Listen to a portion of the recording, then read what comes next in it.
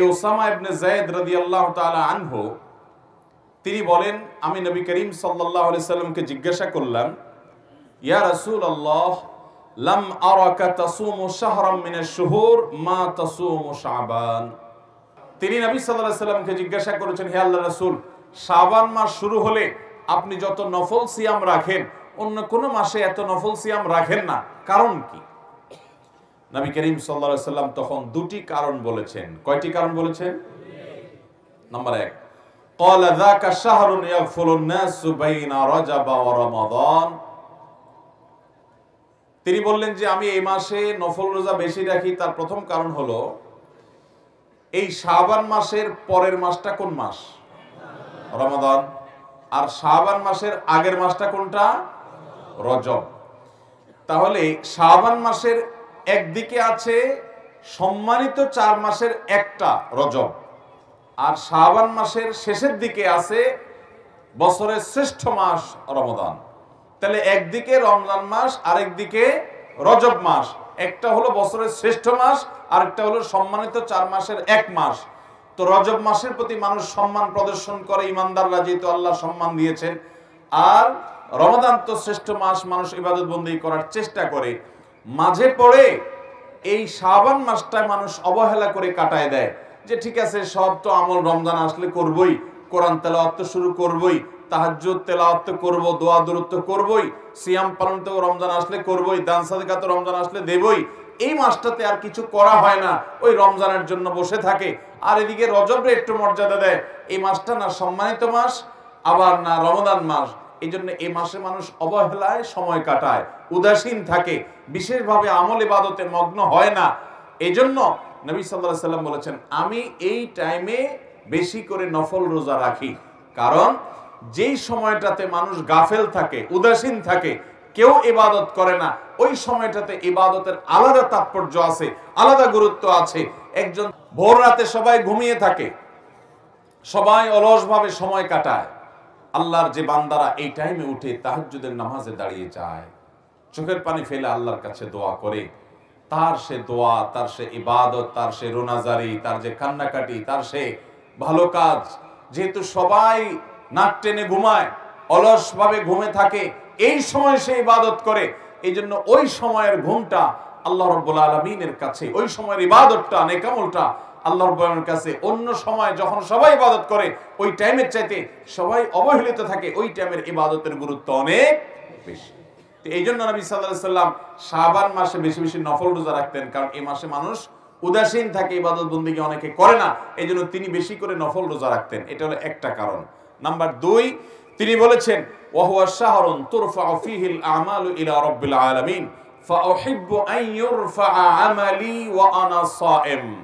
নবীজি সাল্লাল্লাহু আলাইহি সাল্লাম বলেছেন, এই মাসে শাবান মাসের একটা বিশেষ তাৎপর্যের দিক হলো যে বান্দার সারা বছরের আমলনামা, সে কি ভালো কাজ করেছে, মন্দ কাজ করেছে, কয়টা গুনাহ করেছে, কয়টা ভালো কাজ করেছে, সমস্ত আমলনামা সমূহ, সারা বছরের আমলনামা আল্লাহর ফেরেশতারা আল্লাহর কাছে পেশ করে। সবার আমলনামা শাবান মাসে পেশ হয়। যেহেতু শাবান মাসে আল্লাহর সামনে উপস্থাপন করে ফেরেশতারা, নবী করিম সাল্লাল্লাহু আলাইহি সাল্লাম বলেছেন, আমি চাই আমার আমলনামা যখন আল্লাহর সামনে উপস্থাপন করা হয় ওই সময়টাতে আমি যেন রোজাদার থাকতে পারি। এই জন্য এই মাসে আমি বেশি রোজা রাখি। যদি আমি রোজা অবস্থায়, সিয়াম অবস্থায় আমার আমলনামাটা আল্লাহর দরবারে পেশ হয় তো আমার কাছে এটা ভালো লাগবে। এই জন্য নবী সাল্লাল্লাহু আলাইহি সাল্লাম বলেছেন, আল্লাহ যখন আমার আমলনামা দেখবেন, অর্থাৎ আল্লাহর সামনে যখন আমার আমলনামা পেশ করা হবে, ওই টাইমটাতে আমি রোজাদার থাকলে সেটা আমার কাছে ভালো লাগে। এই জন্য আমি এই মাসে রোজা রাখি।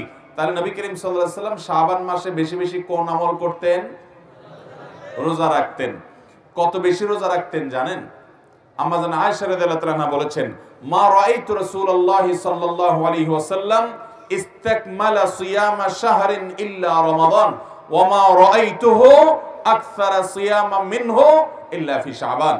অর্থাৎ গোটা মাসের শুরু থেকে শেষ পর্যন্ত পুরা মাস জুড়ে রোজা রেখেছেন নবী সাল্লাল্লাহু আলাইহি সাল্লাম। এটা শুধু রমজানেই হতো যে গোটা মাস রোজা রাখছেন, আর একটা মাসের বেশিরভাগ দিন রোজা রাখছেন, পুরা মাস না, বেশিরভাগ দিন রোজা রাখছেন তিনি। সবচেয়ে বেশি রোজা রাখছেন শাবান মাসে। এই মাসে তিনি সবচেয়ে বেশি নফল রোজা রাখতেন। এখান থেকে বোঝা যায় নবী সাল্লাল্লাহু আলাইহি সাল্লাম কি পরিমাণ নফল রোজা এই মাসে রাখতেন। অন্য আরেক হাদিসে আসছে, আম্মা জানা আয়েশা রাদিয়াল্লাহু আনহা বলেছেন, কানান নবী সাল্লাল্লাহু আলাইহি সাল্লাম ইয়াসুমু শাবানা ইল্লা কালিলা, নবীজি গোটা শাবান জুড়ে নফল সিয়াম রাখতেন, শুধু সামান্য কিছুদিন বাদ দিয়ে গোটা শাবানে নফল রোজা রাখতেন। তাহলে এই মাসে নবী করিম সাল্লাল্লাহু আলাইহি সাল্লাম বেশিরভাগ দিনগুলোতে নফল সিয়াম রাখতেন। সে আমলটা আমরা জানলাম, আলহামদুলিল্লাহ। এখন আমাদের কাজ হলো আমল শুরু করা। শাবানের চাঁদ দেখা যাওয়ার পর থেকে নিয়ে আমরা বেশি বেশি করে গোটা মাস জুড়ে সিয়াম পালন করব, যার যার সাধ্য অনুপাতে। আপনি খুব বেশি একটা রাখার সুযোগ পান না, ডায়াবেটিসের রোগী, আপনার কষ্ট হয়, অন্তত বন্ধের দিনে আপনার যেদিন সুবিধা হয় 2-4টা হলো নফল রোজা রাখেন এই মাসে, নবী সাল্লাল্লাহু আলাইহি সাল্লামের সুন্নতের অনুসরণে। চেষ্টা করব না ইনশাআল্লাহ? এখন কেউ বলতে পারেন, শাবান মাসে আমাদের আমলনামা আল্লাহর সামনে পেশ করা হয়, আমরা জানলাম, কিন্তু আমরা এর আগে তো এও শুনেছি যে নবী করিম সাল্লাল্লাহু আলাইহি সাল্লাম সোম এবং বৃহস্পতিবার নফল রোজা রাখতেন। এবং কেন তিনি ওই দিন রোজা রাখতেন জিজ্ঞাসা করা হয়েছে, তখন জবাবে তিনি বলেছেন, বিশেষ করে সোমবার সম্পর্কে বলেছেন, সহিহ মুসলিমের হাদিসে আসছে যে ওই দিন যাকা ইয়াউমুন ওয়ালিদতু ফীহি, এই দিন আমার জন্ম হয়েছে, সেজন্য আমি রোজা রাখি। তার নবী সাল্লাল্লাহু আলাইহি সাল্লাম তার জন্মের দিনে রোজা রেখেছেন, আর আমরা জন্মের দিনে আরো বেশি করে খাই। নবী করিম সাল্লাল্লাহু আলাইহি সাল্লাম সোম বৃহস্পতিবার সিয়াম পালন করেছেন। কেন করেছেন জিজ্ঞাসা করা হয়েছে, আরেকটি কারণ তিনি বলেছেন যে এই 2 দিনে বান্দার আমলনামা আল্লাহর সামনে উপস্থাপিত হয়। এখন কথা হলো, শাবান মাসে আমলনামা উপস্থাপিত হয়, আবার সোম বৃহস্পতিবার আমলনামা উপস্থাপিত হয়, আমলনামা কয়বার উপস্থাপিত হয়? এর উত্তর হলো, আমাদের আমলনামা, আমাদের সমস্ত ভালো কাজ, ভাইরা আমার, এমন একটা ভালো কাজ কিংবা এমন কোন মন্দ কাজ নাই যেটা আল্লাহ রাব্বুল আলামিন ফেরেশতারা লিপিবদ্ধ করেন না, যেটা রেকর্ড হয় না, যেটার হয় পুরস্কার নয় তিরস্কারের মুখোমুখি আমাদেরকে হতে হবে না, এমন একটা মুহূর্ত নাই। আল্লাহর সামনে দাঁড়াতে হবে, সবগুলো হিসাব করা হচ্ছে এবং আল্লাহ তাআলা সবগুলো আমাদের সামনে প্রকাশ করবেন কিয়ামতে। তো প্রতিটা মানুষের তার আমলনামা সমূহকে আল্লাহর সামনে 3টা ধাপে পেশ করা হয়, উপস্থাপন করা হয়। প্রতিদিনের রিপোর্ট আল্লাহর ফেরেশতারা, দিনে যারা দায়িত্বশীল থাকেন, প্রত্যেকটা মানুষের জন্য ফেরেশতা নিয়োজিত আছে, আপনার জন্য, আমার জন্য, ওনার জন্য, সবার জন্য আছে। এই ফেরেশতারা সকালে এসে সারাদিন আমাদের আমলনামা সব লিপিবদ্ধ করে, এগুলো নিয়ে সন্ধ্যার সময় আল্লাহর কাছে জমা দেয়। আবার সারা রাত কি করি আমরা, ওইটার জন্য আলাদা ফেরেশতা এসে সকালে গিয়ে জমা দেন, এটা হলো ডেইলি রিপোর্ট। আর সোমবার বৃহস্পতিবার রিপোর্ট দেন, এটা হলো সাপ্তাহিক রিপোর্ট। আর আমাদের সারা বছরের আমলনামা জমা দেওয়া হয় শাবান মাসে, এটা হলো আমাদের বাৎসরিক রিপোর্ট। তাহলে রিপোর্ট মোট কয়বার জমা দেওয়া হয়? একবার হলো দৈনিক, আরেকটা হলো সাপ্তাহিক, আরেকটা হলো বাৎসরিক। আল্লাহর কাছে আমাদের আমলনামার হিসাব দেওয়া হয়। ভাইরা আমার, আমরা কয়জন মানুষ খবর রাখি যে আমি আজকে সারা দিনে যা করেছি সন্ধ্যার আগে আগে জায়গা মতো সব জমা হয়ে গেছে। যদি ভালো কিছু করে থাকি তার পুরস্কার যেমন দাঁড়িয়ে গেছে, মন্দ কিছু যদি করে থাকি তার তিরস্কারের ব্যবস্থাও হয়ে গেছে। কিন্তু আনন্দের কথা হলো, যদি আমাদের ভিতর সে আল্লাহর কাছে জবাবদিহিতার বোধ থাকে, তাহলে তো কিয়ামত আসার আগে আগে, মৃত্যু হওয়ার আগে আগে আমরা কোনো গুনাহ করে থাকলে চোখের পানি ফেলে তওবা করে ইস্তেগফার করে মাপ চেয়ে নতুন করে সংকল্প করে নতুন পথ চলা শুরু করব। তাহলে ফেরেশতারা আমার বদামল যদি আল্লাহর কাছে জমা দিয়েও থাকেন, আল্লাহ তাআলা সেটা ডিলিট করে আমার প্রোফাইলকে ক্লিন করে দিবেন ইনশাআল্লাহ। তাহলে গুনাহ করার পর তওবা করতে দেরি করব না। আল্লাহ আমাদের সবাইকে যে কোনো গুনাহ করার পর প্রতিদিন আমাদের আল্লাহর সাথে হিসাব নিকাশকে চুকিয়ে আল্লাহর কাছ থেকে নিষ্পত্তি করিয়ে নিয়ে তওবা ইস্তেগফার করে প্রতিটা নতুন দিনে নতুন করে সংকল্প করার তৌফিক দান করুন। মুহতারাম হাজরিন, তাহলে আমরা জানলাম আমাদের নবী সাল্লাল্লাহু আলাইহি সাল্লাম শাবান মাসে বেশি বেশি নফল রোজা রাখতেন। এর প্রথম কারণ হলো এই মাসটাতে মানুষ গাফেল থাকে, 2টা গুরুত্বপূর্ণ মাসের মাঝে, এটা মানুষের অনেকে অবহেলার কারণ। আর দ্বিতীয়ত হলো এই মাসে আমলনামা বাৎসরিক পেশ হয়। তো নবীজি চাইতেন যে আমলনামা পেশের সময় তিনি যেন রোজাদার থাকেন, আল্লাহ যেন তাকে রোজাদার অবস্থা দেখেন, তাহলে আল্লাহ তাআলা রহম করবেন, অনুগ্রহ করবেন তার আমলনামা পর্যালোচনা করার, বিচার করার এক্ষেত্রে। এই জন্য এখন কথা হলো, কোন হাদিস থেকে আমরা জানি নবী করিম সাল্লাল্লাহু আলাইহি সাল্লাম বলেছেন, আফজালুস সিয়ামি বা'দা রমাদান শাহরুল্লাহিল মুহাররম। রমাদানের পরে সবচেয়ে উত্তম নফল রোজার মাস হলো মুহররম মাস। তাহলে এই হাদিস থেকে বোঝা গেল নফল রোজার জন্য শ্রেষ্ঠ মাস হলো মুহররম। অথচ নবীজি সাল্লাল্লাহু আলাইহি সাল্লাম বেশি নফল রোজা রাখতেন দেখা গেছে শাবানে। তাহলে আমরা কোনটা করব?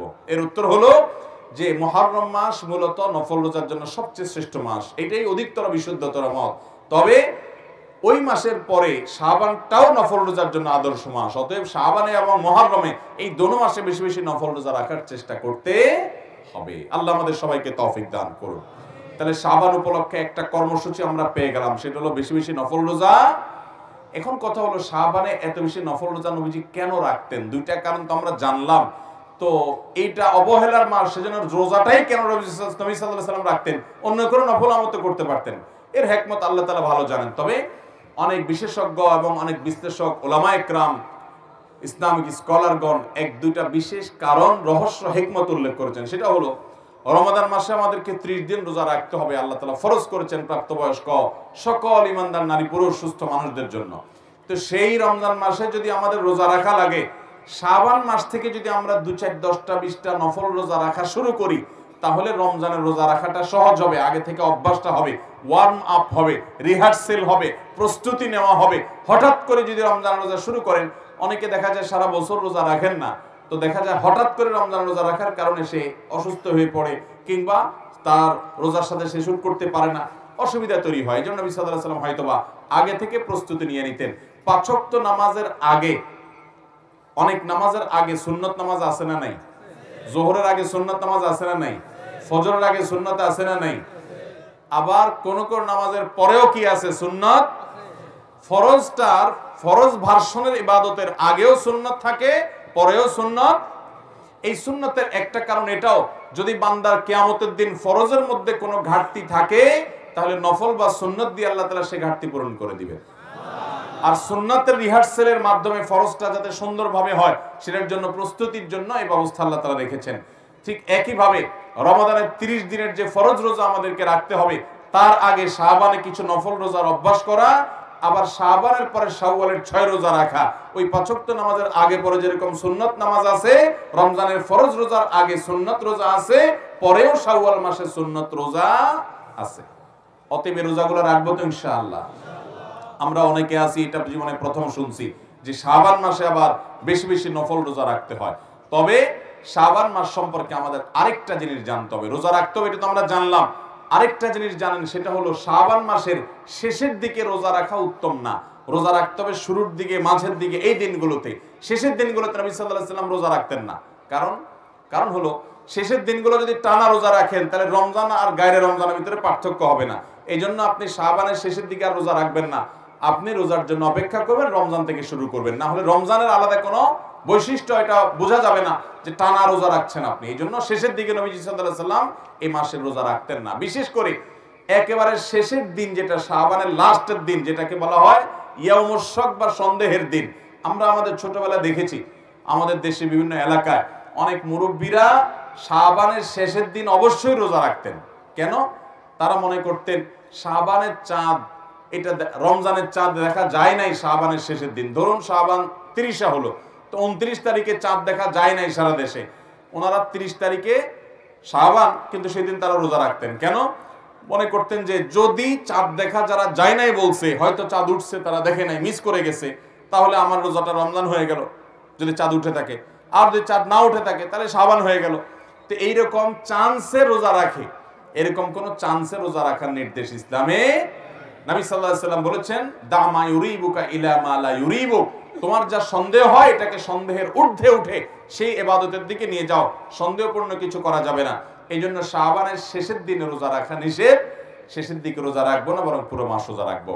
শাবান উপলক্ষে তৃতীয় কথা হলো, আম্মা জান আয়েশা রাদিয়াল্লাহু তাআলা আনহা, তিনি সারা বছরের যে তার ফরজ রোজা, ভাঙতি রোজা ছিল, মহিলা মানুষ হওয়ার কারণে রমজানে তার যে ভাঙতি রোজা থাকতো, সেগুলো সারা বছর তিনি রাখতে পারতেন না। কেন রাখতে পারতেন না? কারণ একদিকে সোমবার, বৃহস্পতিবার, আইয়াম বীজের রোজা, এগুলো নবীজি রাখতেন, তিনিও রাখতেন।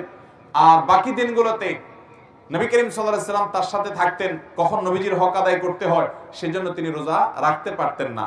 এগুলো শেষ পর্যন্ত শাবানে আসলে নবীজি পুরো মাসই নফল রোজা বেশিরভাগ রাখতেন দিনগুলো, ওই ফাঁকে তিনি তার ফরজ রোজাগুলো রাখতেন। এই জন্য এখান থেকে বোঝা যায়, যদি আমাদের কারোর আগের বছরের ভাঙতি রোজা থাকে, অসুস্থতার কারণে, সফরের কারণে, মহিলাদের মাসিকের কারণে, তাহলে সেই রোজাগুলো শাবানের মধ্যে রেখে ফেলা উচিত।